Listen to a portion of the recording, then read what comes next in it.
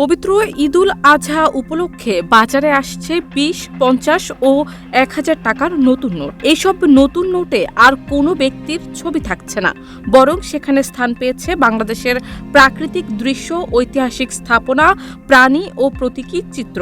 বিষয়টি নিশ্চিত করেছেন বাংলাদেশ ব্যাংকের governor Ahsan H Mansur.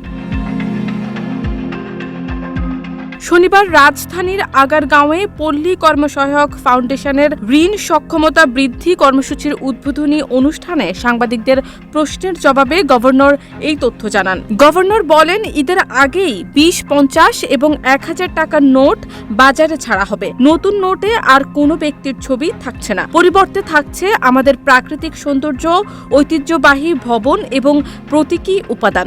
Sunbit সব দিবে সামাল।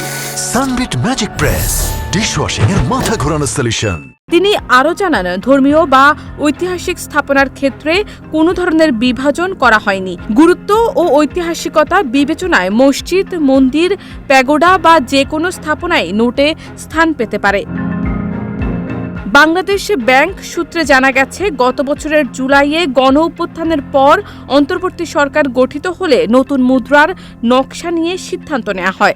আগের সরকার আমলে নোটে বঙ্গবন্ধু শেখ মুজিবুর রহমানের ছবি থাকলেও রাজনৈতিক বিতর্কের কারণে চলতি বছরের ১০ই মার্চ বাংলাদেশ ব্যাংকগুলোকে নতুন নোট বিনিময় সাময়িকভাবে বন্ধ রাখতে বলে। টাকশাল সূত্র জানিয়েছে, সাধারণত একটি নতুন নোট ছাপতে ১ থেকে ১.৫ বছর সময় লাগে।